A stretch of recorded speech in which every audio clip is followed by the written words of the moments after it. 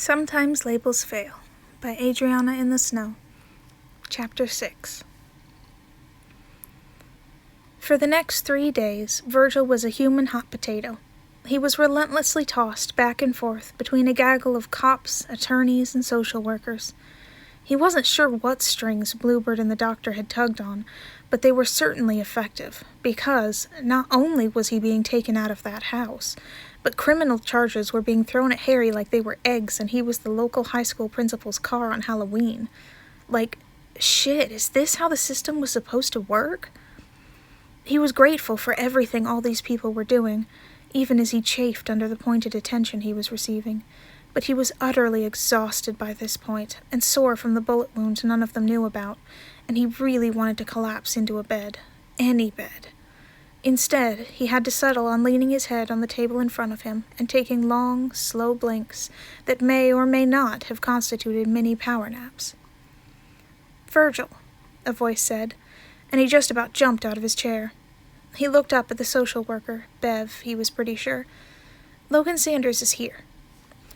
Virgil squinted at her. "Your temporary foster father?" she prompted, inclining her head slightly at the man next to her. "Oh, right." That had been a conversation they'd had. Emergency fostering while the investigation was taking place. 2 guys, something about the university nearby. He'd zoned out pretty hard. He hopped to his feet in a panic, because no one wanted to deal with a kid who was too lazy to even peel his butt off a chair to greet them, even if they only had to deal with him temporarily. "Hello, sir. It's nice to meet you." "Likewise," he responded, his lips turning up at the corners enough to soften the harshness of his face. "And Logan will suffice." He offered a hand, and Virgil shook it. After a brief conversation between Logan and the social worker that Virgil mostly tuned out, he was turned over to the man's custody and led to a parking garage. He was ushered into the front seat of a nice, but not too flashy car. "I'll buy us lunch on the way," he told Virgil once he'd started the car.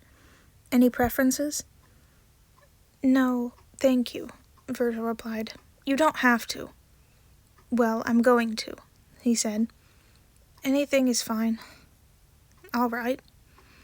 He pulled out from the parking garage, and they drove for a bit more than 5 minutes before they pulled into a small parking lot of some place called The Hideout. "They have a drive-thru, but would you mind going inside so you can see the menu?" he asked. "Sure."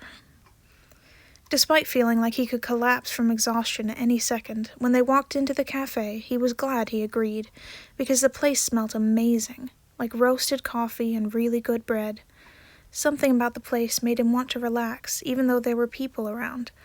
Maybe the soft lights or the elevator music in the background. Maybe it was just that none of the people there even glanced at them when they walked in, just kept their heads stuck in laptops, books, or notebooks, like there was an unwritten rule to mind their own business in the building. The man at the till looked at them when they approached. "Hello, Professor," he greeted. Virgil paused. Oh, that's why the social worker had been talking about the university. Oh God, if he was a professor, he wasn't going to be happy with Virgil's D average, was he? Virgil's shoulders curled in. He wasn't looking forward to that conversation. And whatever Virgil would like.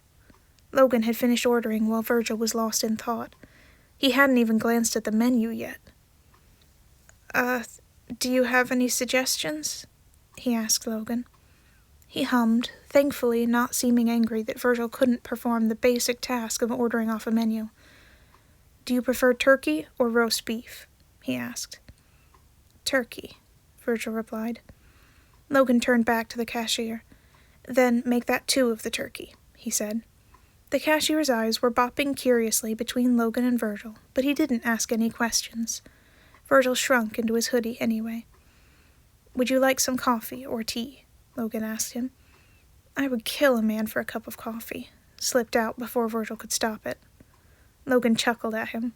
"All right," he said. "How do you take it?" And if he was going to give him positive reinforcement for being a little shit, "As black as my soul." "I see," he said, turning back to the cashier. "You heard him. 1 glass of milk." "Hey!" The cashier bit his lip, and Logan flashed a half smile. "I really do drink black coffee," Virgil mumbled. Then 2 black coffees. Cancel the milk. The cashier told them the total, and gee, that was a lot of money for someone to pay for lunch for him. But Logan didn't even blink as he handed over a 20 and a 5. You get chips with the sandwich, Logan told him, and spun a dolly with chips to grab a bag of salt and vinegar ones. Virgil grabbed a bag of plain ones and then followed him to a nice, secluded corner. Patton and I come here often, Logan explained, setting out the little number so someone could find them with their food. Virgil figured he had probably been told who Patton was one of the times he'd been asleep with his eyes open the past couple of days. His husband? Virgil wondered. He had a ring on, and he knew he was staying with 2 men, so it was likely. It's within walking distance of the hospital and the campus, but is far enough away from the university that I don't get interrupted by students who see me and want to ask questions that are already answered on the syllabus. Do you enjoy being a professor? He asked. I do. It's quite a rewarding career path between getting to teach and being able to research. You do research? Yes. Mostly I'm working on using stochastic differential equations to model certain physical phenomena at the moment. That sounds... He paused. Hard. It can be. I always liked math and science, but I'm not really good at it. He said. As someone who has taught for many years, I've found that an inability to perform to standard in such subjects often has more to do with circumstances, past teachers, higher priority responsibilities, and home life. His eyes lingered on him for a moment too long, and Virgil squirmed. Of course, he had to know something about the situation, considering the ongoing investigation thing, but Virgil did wonder how much. Then with innate ability, he finished. Yeah, maybe, Virgil said, even when he didn't truly agree. Virgil was pretty stupid. Perhaps I can help you. What classes are you taking? Remedial everything. For math and science, pre-algebra and earth science. I'm also in freshman English and band. That's it. Ah, yes, the high school does the block schedule, Logan said, and then he gave a curious head tilt. I thought you were a sophomore. Virgil looked away. Yeah. He could feel his cheeks start to burn. I see. There was a pause as Logan processed just how stupid Virgil was. And what instrument do you play? Virgil breathed a sigh of relief. At least that was something he wasn't a complete failure at. Clarinet. Reed instruments, my age-old foe.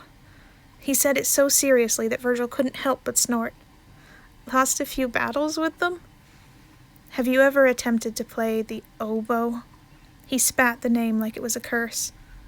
I have, in fact, Virgil laughed, and Logan smiled at him in an oddly warm way.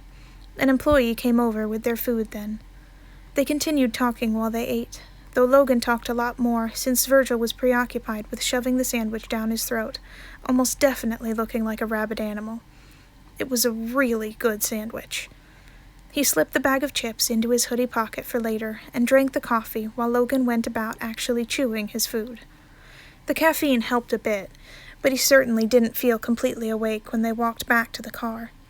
Logan didn't seem to mind when Virgil just set his head against the window and mentally drifted during the car ride. Eventually, they pulled into a driveway, and Virgil sat up to blink at the house at the end of it. Then he blinked again. Did I, he said slowly, just get legally kidnapped? Ah, Logan said. That would be an astute observation. Huh. Is that all right? He asked. Virgil turned to see him watching him carefully. Patton can be rather, exuberant. I mean, this might as well happen. He was far too tired to deal with figuring out how he felt about this. He remembered he'd really, really wanted it for a moment before he quashed those feelings, after the doctor, Patton he presumed, had first suggested it. He didn't know how he felt about it now that it was actually happening, and didn't have the energy to deal with it. I can take you back, Logan offered quietly, and an uncomfortable, squirmy feeling in his chest cut through the dullness for a moment at the thought. At any point, if you are uncomfortable with the arrangement. "I'm fine," he said quickly. "This is, like, a lot, and I'm really tired. But it's fine, I think." "Okay," Logan said. "Can I please sleep for a bit, though?" he asked. Logan's eyes softened. "Of course. Patton prepared your room for you in the last few days. We'll get a few other things for it later." "I would take a sleeping bag in the basement at this point." Logan briefly pressed his hand to Virgil's shoulder before he got out of the car. Wow, Virgil thought, his shoulder still warm from the touch. There was, of course, no assurance that this would actually be an ultimately good thing, he reminded himself. But wow. And that's the end of Sometimes Labels Fail by Adriana in the Snow.